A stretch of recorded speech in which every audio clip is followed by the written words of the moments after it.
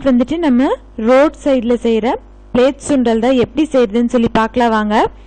அதுக்கு பச்சை பட்டாணியை வந்துட்டு ஒரு 200 கிராம் அளவுக்கு எடுத்து ஒரு 8 ஹவர்ஸ் ஊற வச்சு எடுத்திருக்கேன்.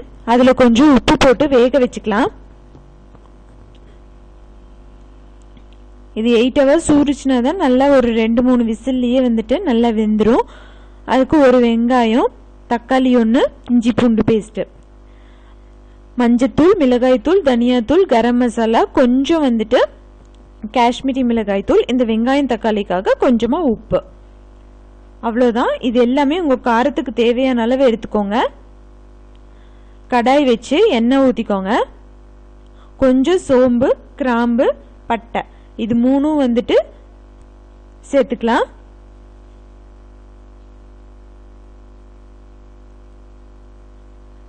இப்போ வெங்காயம் சேர்த்துக்கலாம். நான் வந்துட்டு இந்த தக்காளியும் இஞ்சி பூண்டு பேஸ்ட்டையும் கொரப்பாக ஒரு அரைச்சி எடுத்திருக்கேன். கொஞ்சம் திக்னஸ்க்காக, சீக்கிரமாக வதங்கிரும் அதுக்காக. இப்போ அந்த மசாலா ஐட்டம்ஸ் எல்லாமே வந்து இதில் சேர்த்துக்கலாம். உப்பு வந்து நீங்கள் கம்மியாகவே போட்டுக்கோங்க. ஏன்னா வந்து அந்த பட்டாணிலையும் நம்ம உப்பு சேர்த்து வேக வச்சுருக்கங்காட்டிக்கு உப்பு கரிச்சிடக்கூடாது. இப்போ கொஞ்சம் தண்ணியை ஊற்றி இந்த மசாலா வாசனையெல்லாம் போகிற அளவுக்கு கொதிக்க வரட்டும். நல்லா கொதிச்சிருச்சு. இப்போ நம்ம வேக வச்ச பட்டாணியை இதில் சேர்த்துக்கலாம். இப்போ இது கொஞ்சம் தண்ணியாக இருக்குது பாருங்க. இதுக்காக நிறைய பேர் வந்து கார்ன்ஃப்ளவர் கூட சேர்ப்பாங்க. அப்படி சேர்த்தா டேஸ்டே வந்து கொஞ்சம் டிஃப்ரெண்ட்டாக இருக்கும். அதுக்காக பச்சை பட்டாணியை வந்து மிக்சி ஜாரில் இது போல் கொரப்பாக அரைச்சி எடுத்துக்கலாம். கலந்து நல்லா கலக்கி விட்டுருங்க.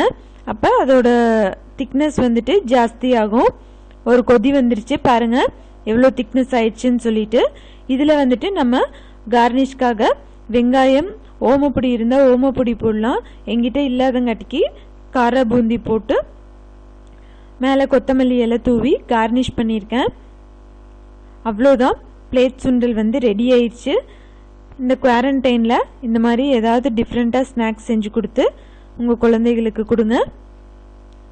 இந்த வீடியோ பிடிச்சிருந்ததுன்னா லைக் பண்ணுங்கள், கமெண்ட் பண்ணுங்கள். மறக்காமல் தீபாஸ் கிச்சனை சப்ஸ்கிரைப் பண்ணுங்கள்.